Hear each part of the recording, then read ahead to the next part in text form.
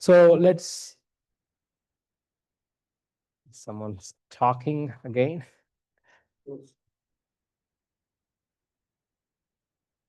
Okay, you.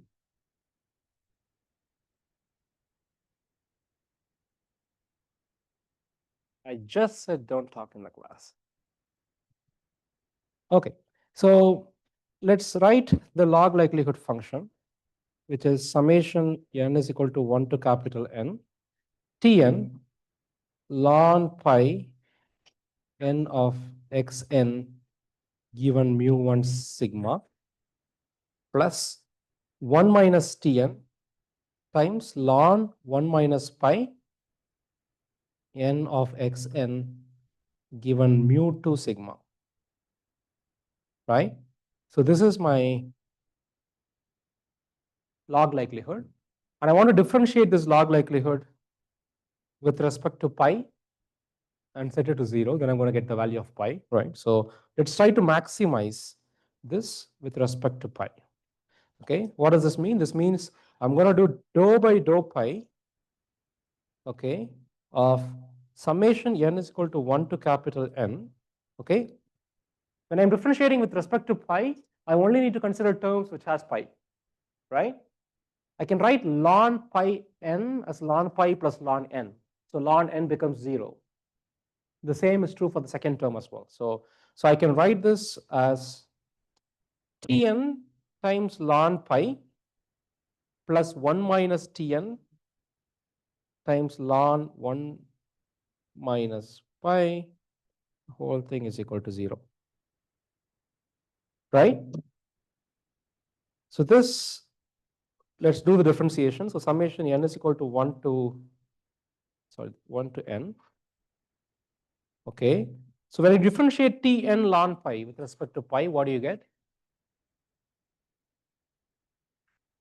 Yeah. So Tn by pi, right? So it's Tn. So when you differentiate ln n, you get 1 over pi. So it's pi below plus 1 minus Tn times. You differentiate ln 1 minus pi, you're going to get 1 by 1 minus pi times minus 1. Okay, so 1 by 1 minus pi times minus 1, the whole thing is equal to 0. So summation n is equal to 1 to capital N, Tn times 1 minus pi. Okay, there is a minus. So minus 1 minus Tn times pi divided by pi into 1 minus pi is equal to 0. Right? So the denominator you can ignore because it goes to 0. So then you have summation n is equal to 1 to capital N, Tn minus Tn pi minus pi plus Tn pi is equal to 0. This you can cancel, right? This becomes summation n is equal to 1 to capital N, Tn minus pi is equal to 0, right? So the minus pi appears for n times. So this is basically summation n is equal to 1 to capital N Tn minus n times pi is equal to 0. So pi is given by summation n is equal to 1 to capital N Tn divided by capital N. Okay, I can also write this as pi is equal to n1 by n1 plus n2, where n1 is basically the number of class 1 examples, n2 is number of class 2 examples. So this is my answer for pi. Okay, it looks like a complex derivation, but in the end, what this means is if you want to maximize the likelihood of the data, then the prior probability for class 1 is simply the frequency of class 1 in the training data. So in the training data, let's say 10 out of 20, or let's say 15 out of 20 is class 1, then pi is simply 15 by 20. Very intuitive, right? Like, so when you implement this, it's going to be easier. All you have to do for computing pi is to count the number of times you see class 1, and that frequency is pi. Okay? probability of C1. The probability of C2 is simply 1 minus 1. Is that clear? Any question? Okay, so now let's do the same thing for mu1. We will do it for mu1 and then mu2 is same. Okay, so I'm going to copy this to the next line.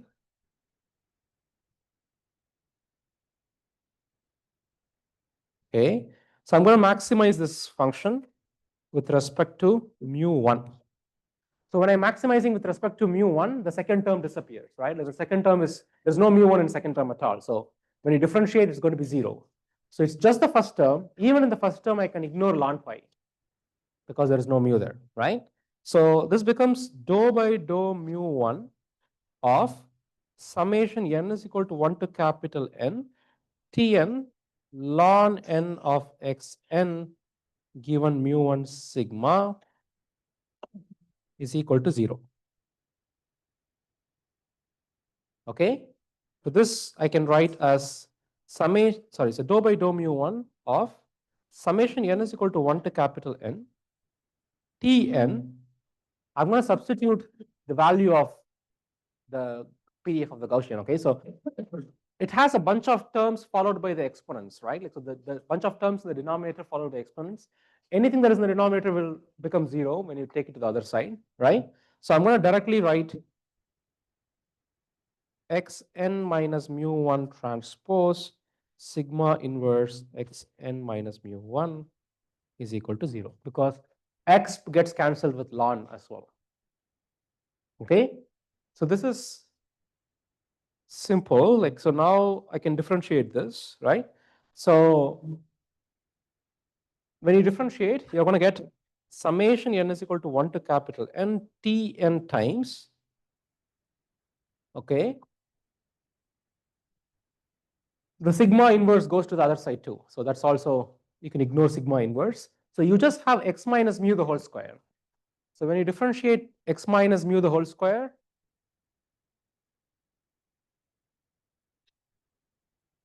two times x minus mu, right?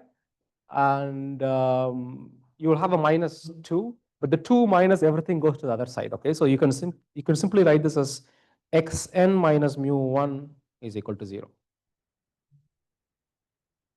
Okay, so this I can write as summation n is equal to 1 to capital N Tn xn minus n1 mu1 is equal to 0.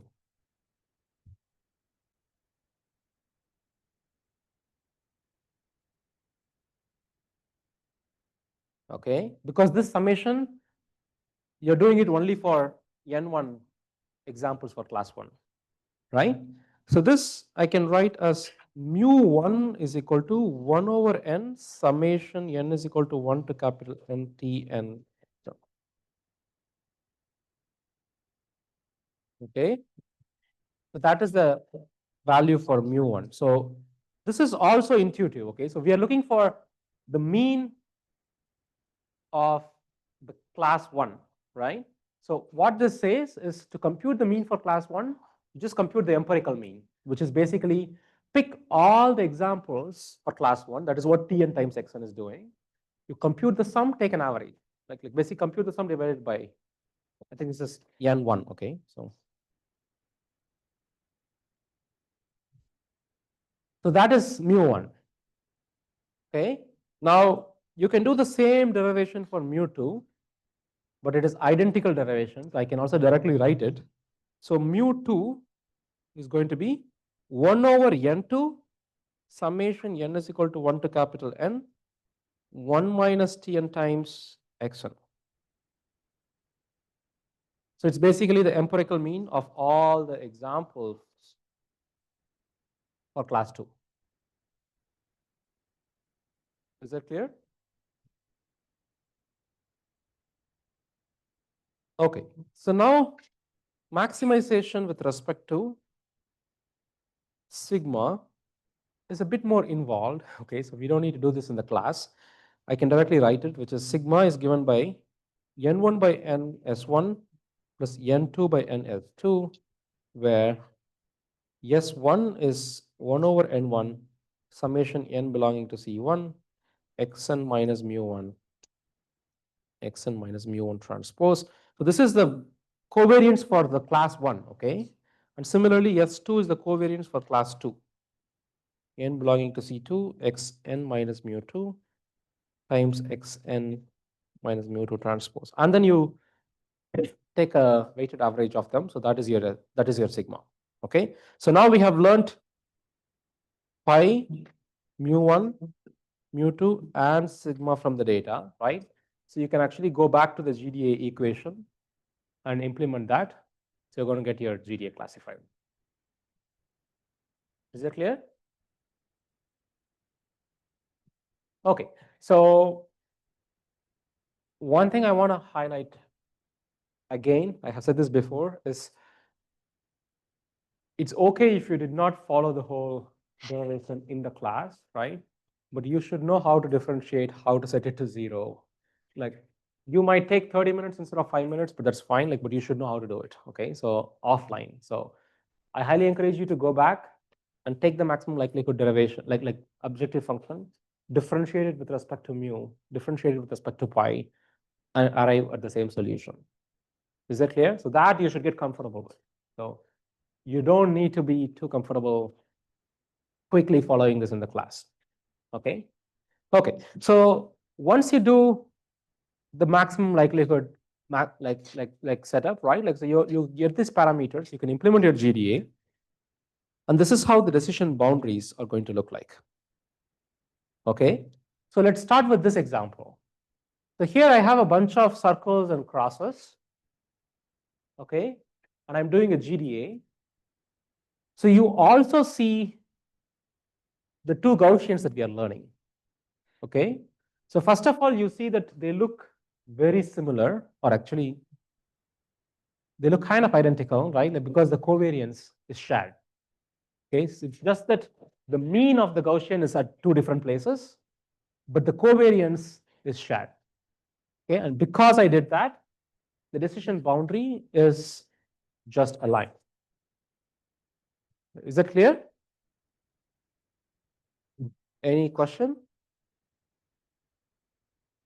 Now you can do the same for 3 classes. So you could have 3 classes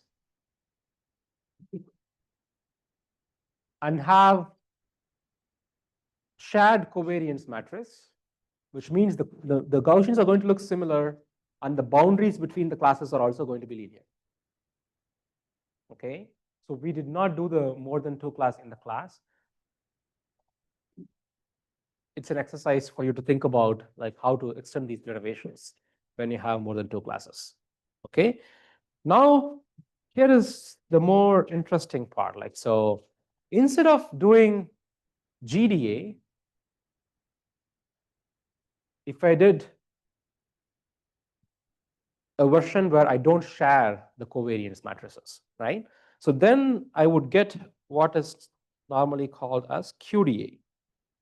Okay, we are not going to do QDA in the class, but it is straightforward. Okay, like all you have to do is not share the covariance matrices. When you don't share the covariance matrices and start assuming you're going to have sigma 1 and sigma 2 separately, right? So then you're going to have a quadratic decision boundary. So here you see that you have 2 Gaussians. They don't look similar because they actually have their individual covariance matrices. Depending on how the data is spread for the class 1 and class 2, the covariance matrix looks different.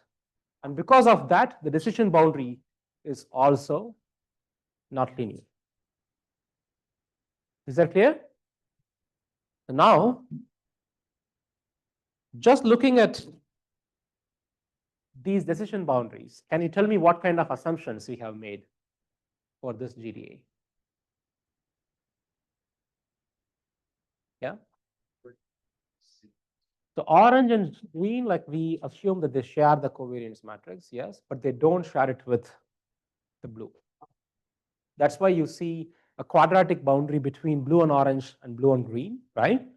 However, orange and green has like a linear distribution boundary.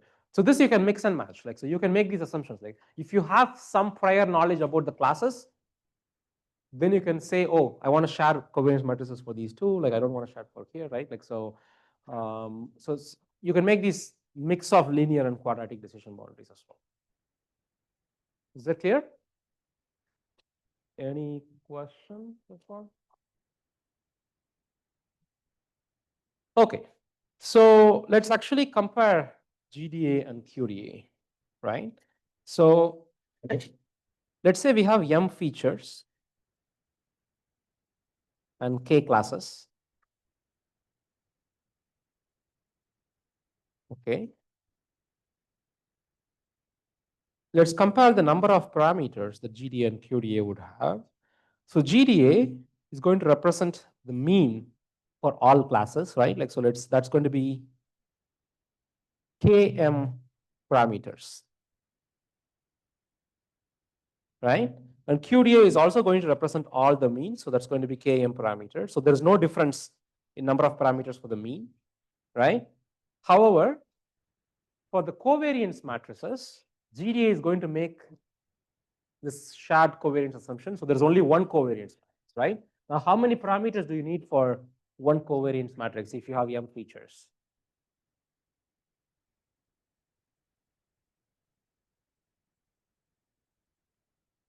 You have M features.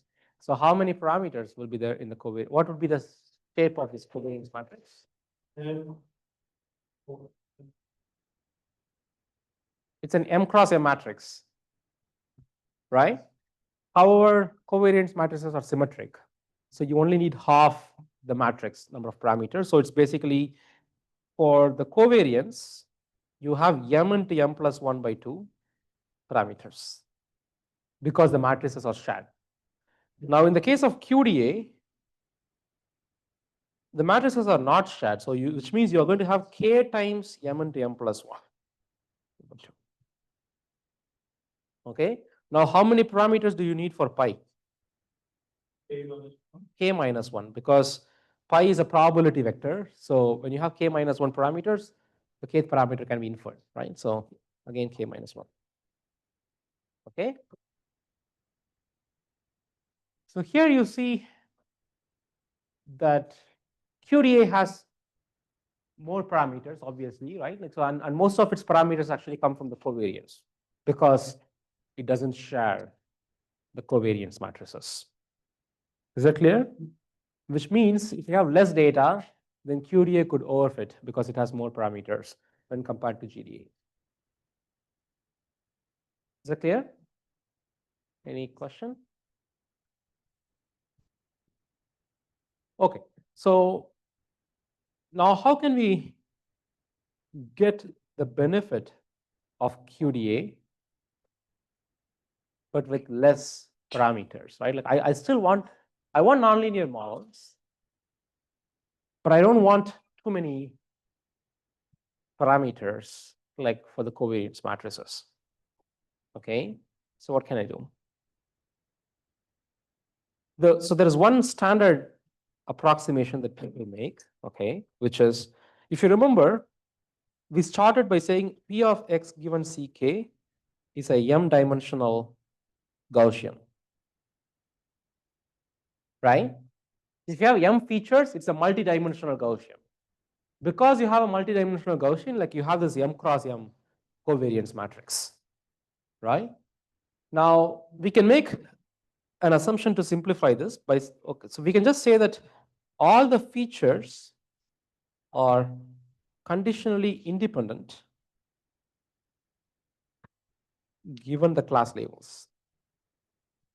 Okay, what does this mean? This means that if I want to represent P of x given Ck, which is basically P of x1, P of x2, x3, all the way to xm given Ck, right? Instead of writing this as one Gaussian, I can write this, basically I can approximate this as product of I is equal to 1 to capital N, P of xi given Ck. So product of m, I think this is m, not n. M unidimensional Gaussians. Is that clear? So the benefit is you don't need a m cross m matrix. The variance is represented just by a vector. Okay? Or the other way to think about this is I'm going to assume that my covariance matrix is diagonal. Is that clear? So when you make the diagonal assumption for the covariance matrix, then you can get rid of all the other parameters in the matrix, right? Like you just need to learn the diagonal. So this assumption is called naive Bayes assumption.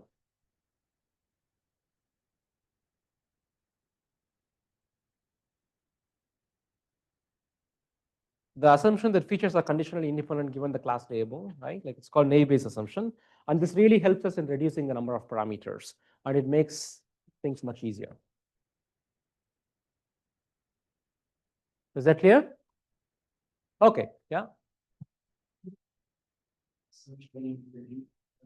Okay, so what's the assumption here, right? Like, so the assumption is when I have a joint distribution that I'm representing as a m-dimensional Gaussian, right? I'm going to approximate this joint distribution as a product of individual Gaussians. So each Gaussian has just a single mean, single variance, right? So instead of having m square parameter like covariance matrix, you just have a m-dimensional covariance, like variance vector. Is that clear? Okay, so now we have a bunch of variations of GDA, right? So I'm going to plot all of them in one picture. So we could either have shared covariance matrix or not shared covariance matrix. Similarly, we could have arbitrary covariance matrix or diagonal covariance matrix, okay? So what we looked at today in the class in detail is the case where you have shared covariance matrices which are arbitrary, right? Like, so then you get GDA. So GDA is when you have a full covariance matrix which is shared, okay? So when you have a full covariance matrix which is not shared, then you get QDA. Is that clear? So when you make the diagonal assumption in GDA, you get diagonal GDA.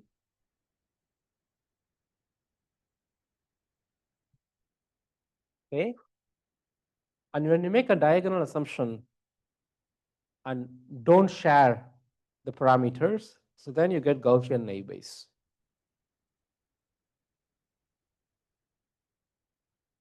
Okay? So the exact names of these algorithms doesn't matter much. Like, so what matters is you know the framework, right? So the common framework here is I'm learning class conditional densities, and I'm assuming that the class conditional densities are Gaussian. Okay, so then you get this family of classification algorithms. Is that clear? Now, can you tell me out of these 4 algorithms, which algorithms has linear decision boundary? Which algorithms have linear? Yeah? GDA, yes. So GDA has linear decision boundary. Okay. Which one? So the diagonal GDA will also have linear decision boundary.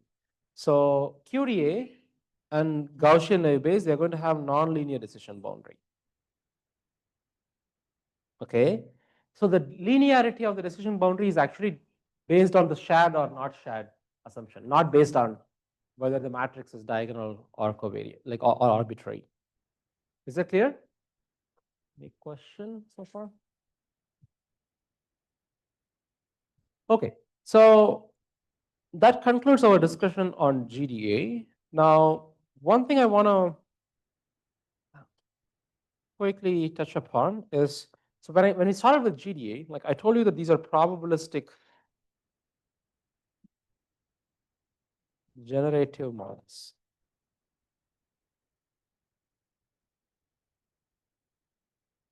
Right? So typically probabilistic generative models like try to model P of X given C. And the way in which we will do this is by taking P of X given C, K, and P of C, K, and then using Bayes rule, right? So historically, these models are called probabilistic generative models. because once you have access to P of X given Ck and P of Ck, you can generate synthetic samples, right? So somebody is giving you a data set. You're using the data set to learn P of X given Ck and P of Ck. Okay. Now, if you want to generate more examples, the easiest way to do that is just sample from P of X given Ck, right? Like you sample a class using P of Ck, and from that class, conditioned on that class, you sample P of X given Ck. You do this 100 times, you're going to get 100 examples, right? So if you have access to the joint distribution, you can generate the data points yourself, like, which is why these are called probabilistic generative models. Is that clear? Any question? Okay, so now let's revisit our assumptions for GDA. So there were two assumptions. The class conditional densities are Gaussian and the covariance matrices were shared, and we already removed the second assumption, right? Like, so we don't need to share covariance matrices. However, there is still one important assumption in GDA, which is P of X given Ck is a Gaussian, right? So let's talk about this assumption. So I think this is not a bad assumption when your X is continuous, right? So when you have a continuous feature, then assuming P of X given Ck as Gaussian is not a bad assumption. We make this Gaussian assumption almost everywhere, right? But is it a good assumption when X is discrete?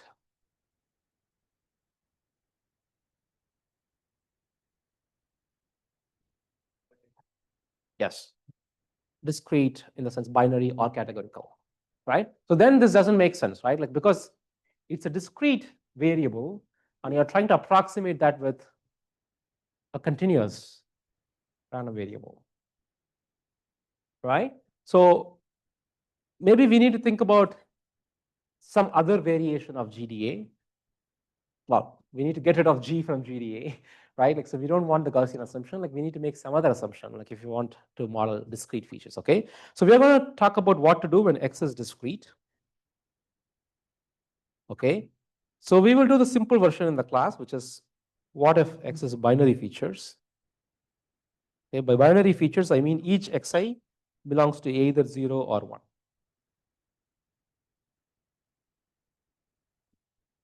Okay. Now, when you have two features, let's say, and they are X1 and X2, right? You have two discrete features. How many parameters you need to model the joint probability distribution of two binary features? This you would have done in the basic probability course, right? So I want to model the joint distribution of two discrete features. They're binary. So how many parameters do I need? So yeah, just one. How would you model it with just one parameter?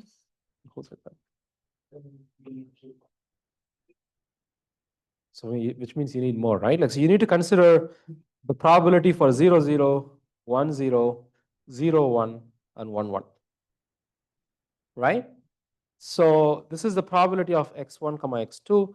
So out of these four, you need to model at least three, so that the fourth one is 1 minus the sum of the remaining three, right? So the general formula is when you have m features, you actually need 2 power m minus 1 parameters.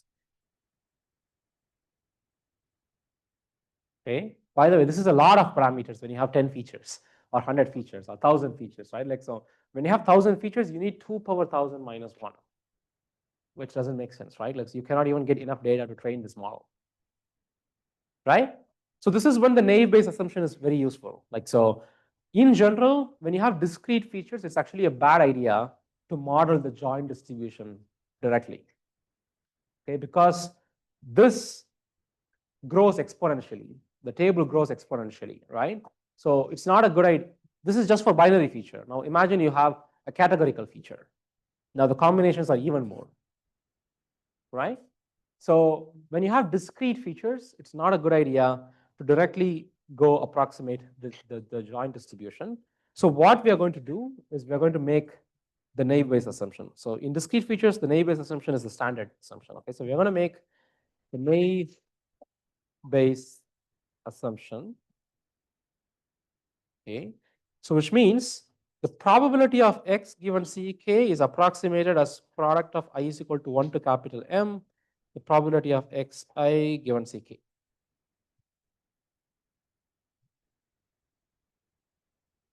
Is that clear? So the probability of x given ck is probability of x1, x2, all the way to xm given ck. So let's try to understand what naive Bayes assumption says, right? Like, so now I can write this using chain rule as p of x1 given ck, p of x2 given x1 ck, p of x3 given, okay, ck x1 x2, all the way to p of xm given ck x1 to xm minus 1, right? Up to this, it is exact, okay? This is where I'm going to make the approximation. So I'm going to make an assumption, okay, that x2 is independent of x1 given ck. Okay, I'm also going to make the assumption that x3 is independent of x1, x2 given ck. Okay, so here I'm approximating. I'm approximating this as p of x1 given ck, p of x2 given ck, p of x3 given ck, all the way to p of xm given ck, which is basically the product of I is equal to 1 to capital M, p of xi given ck.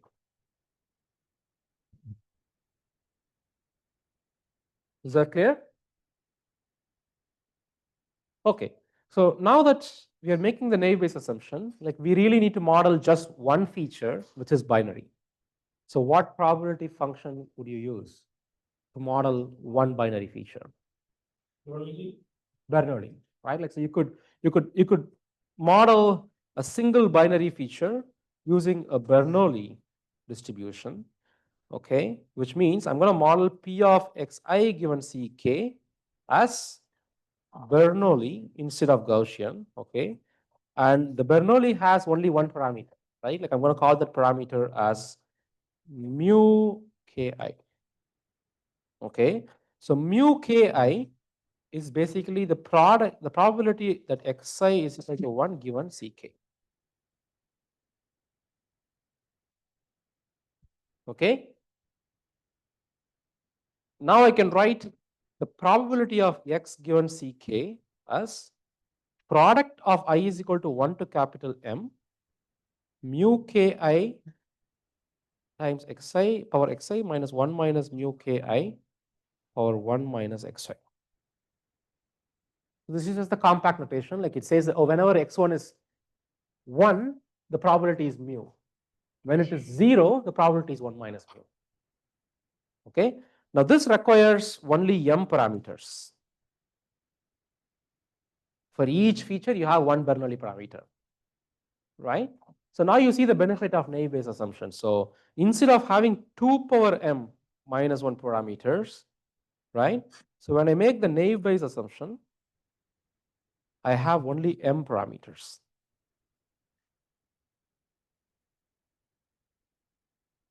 Is that clear? So when you do this naive Bayes assumption with Bernoulli, we are going to call this Bernoulli naive Bayes. Just like how we have a Gaussian naive Bayes, with Bernoulli, we are going to do Bernoulli naive Bayes. Is it clear? So as you see, when you have discrete features, it is almost impossible to work with discrete features without the naive Bayes assumption. Okay, so it looks like a very strong assumption because you're assuming that all the features are independent of each other given the class, right? Like, so we will talk about the implications of this towards the end of our discussion of Bernoulli naive Bayes, but in practice, it works. and it is very common for people to make the neighbors assumption. Is that clear? Okay. Well, I think I'll stop here because I don't want to start Bernoulli neighbors and finish it in the like leave it in the middle like in 5 minutes. So we will stop here and we will continue our discussion on Bernoulli neighbors next week.